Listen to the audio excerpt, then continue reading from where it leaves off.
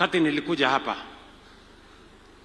na wacha niseme hii, unajua Johana Ng'eno, wakati tulikuwa tunapanga vile hii serikali tutaipeleka mbele,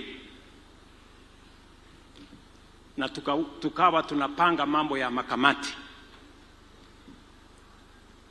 mimi niliamua tuweke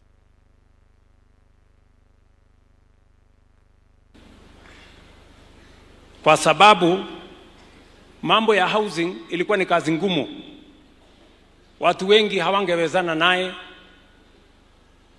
Hii program ya housing nyinyi mnajua imekuwa na makelele, imekuwa na maandamano, housing levy iko shida, tumeenda kotini, tumepelekwa sijui wapi, na ulikuwa unahitaji chairman mtu firm. Kuna watu wengi waliniambia wachana na mambo ya housing, wachana na maneno ya housing levy.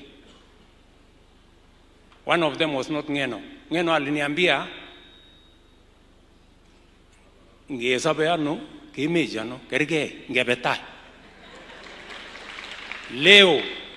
Leo mimi nasimama hapa kwa hii jukwaa kusema housing inabadilisha taifa letu la Kenya.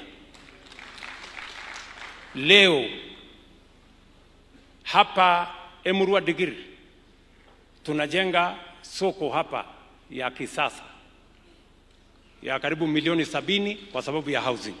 Hiyo tulipanga na Ng'eno. Tunajenga housing mambo leo. Mumesema tujenge Njibiship. Hizo masoko inawezekana kujengwa kwa sababu ya housing. Narok mzima tunajenga masoko 12. Kenya tunajenga soko 500 kwa sababu ya housing. Leo tunajenga nyumba 1240 kwa sababu ya program ya housing. We are transforming our nation. We are changing our skyline kwa sababu ya program ya housing, mwenyekiti wake akiwa Johana Ng'eno.